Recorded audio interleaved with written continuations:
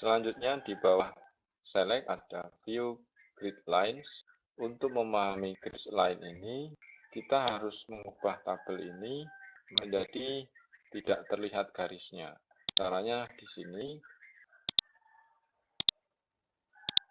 grid line ini tidak akan muncul ketika kita cetak di kertas. Coba kita lihat.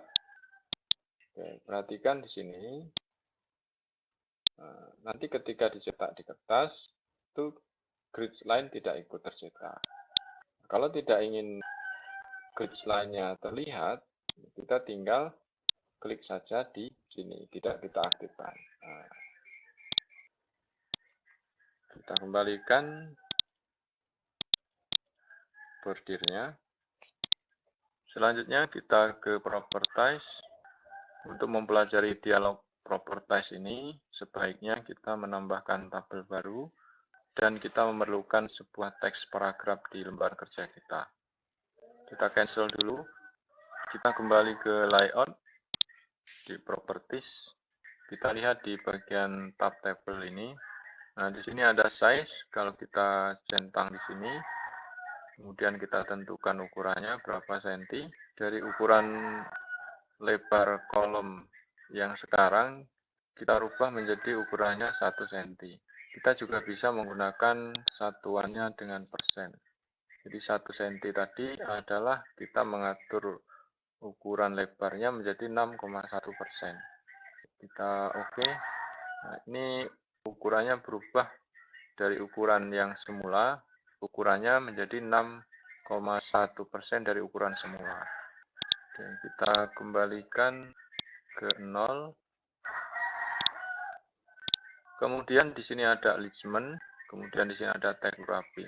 Nah, alignment ini untuk mengatur perataan tabel, apakah rata kiri, rata tengah, atau rata kanan. Kemudian tag wrapping maksudnya untuk mengatur posisi dari tabel terhadap teks. Ya. Kalau kita pilih none berarti bentuknya seperti ini, nanti teksnya berada di bawahnya.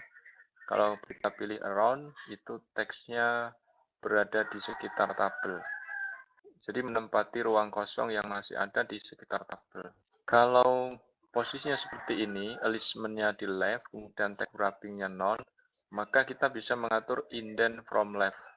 Maksudnya jarak tabel dengan margin kiri, ya, dengan batas sebelah kiri. Nah, kita biarkan posisinya seperti ini. Kita coba kita atur jaraknya misalnya 2 cm. Kita buat 2. Oke.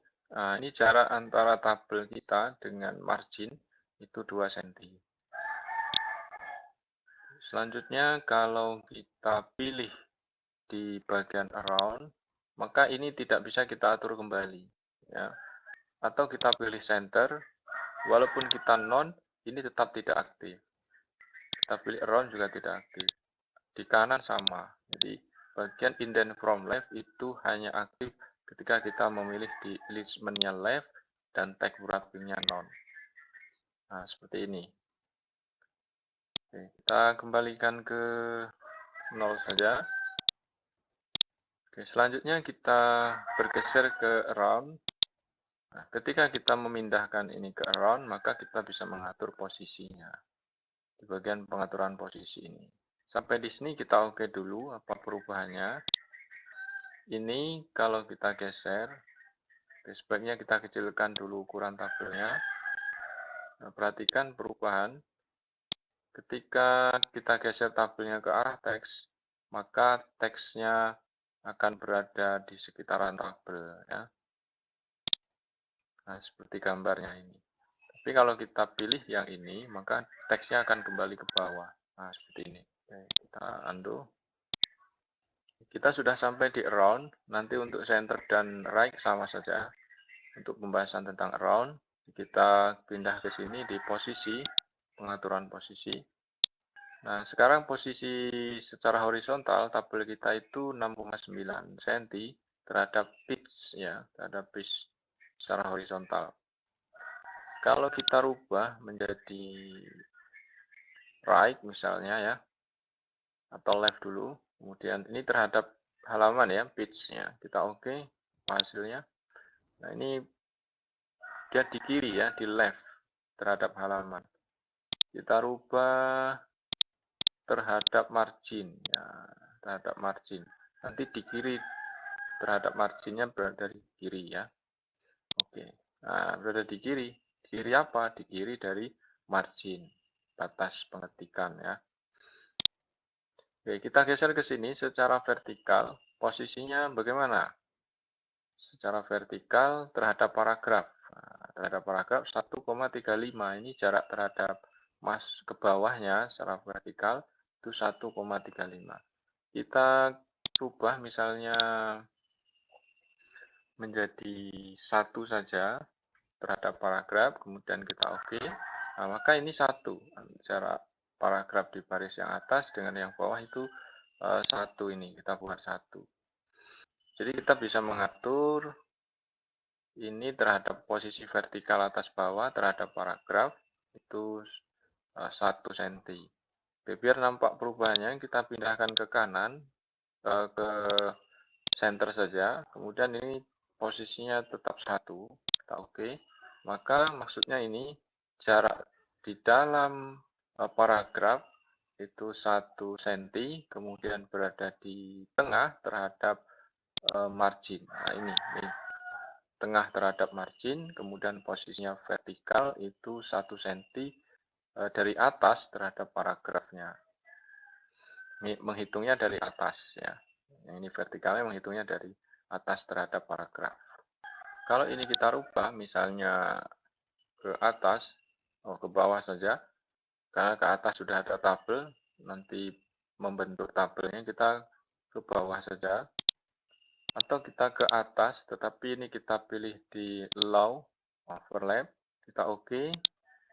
Nah, maka tabelnya ini berada di atas tabel yang sudah ada atau menumpuk ya, bukan tabel masuk di dalam tabel. Tapi ini menumpuk di atasnya, karena kita memilih tadi nah, ini tadi kita centang, maka tabelnya ini tidak masuk di dalam tabel atau tidak membentur tabel yang sudah ada karena kita mengatur posisinya vertikal itu top. Oke, biar jelas kita rubah ke bottom, biar ke bawah. Kita oke.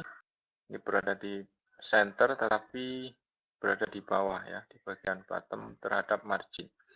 Oke, kita kembali. Kita buat 1 cm saja atau kita buat 2 cm terhadap paragraf ya, biar dia masuk kembali ke dalam paragraf. Oke, kita lihat. Nah, ini 2 cm dari atas di dalam paragraf. Nah, kita bergeser ke bawah. Di sini ada stand digunakan untuk mengatur jarak teks yang berada di sekitar tabel dengan tabelnya. Misalnya jarak atas kita buat 1 cm dengan bawah 1 cm. Kita lihat dulu hasilnya, kita oke. Maka ini jarak antara atas dengan bawah 1 cm. Begitu juga seterusnya, di sini ada left berarti jarak yang kiri dan right jarak yang kanan. Kita kembalikan ke 0. Oke, ini sudah kita bahas semua. Kita oke dulu. Kita bergeser ke sini ada border and shading. Ini sudah kita bahas di pertemuan sebelumnya. Kemudian kita geser ke option. Oke. Di option ini ada default cell margin. Nah, ini maksudnya adalah jarak teks dengan garis pembentuk sel tersebut. Kalau sekarang ini jaraknya masih 0 atas bawah. Kalau kiri kanan dia memiliki jarak 0,19. Nah, kita rubah misalnya menjadi 0,5, ini juga 0,5, maka nanti jarak teks dengan garis sebelah atas dan bawah pembentuk sel tersebut itu 0,5 atau setengah cm. Kita oke. Nah, ini jaraknya ketika kita mengisi sel, itu atas bawahnya itu masing-masing setengah cm atau 0,5. Nah, ini ya. Kita kembalikan dulu ke 0.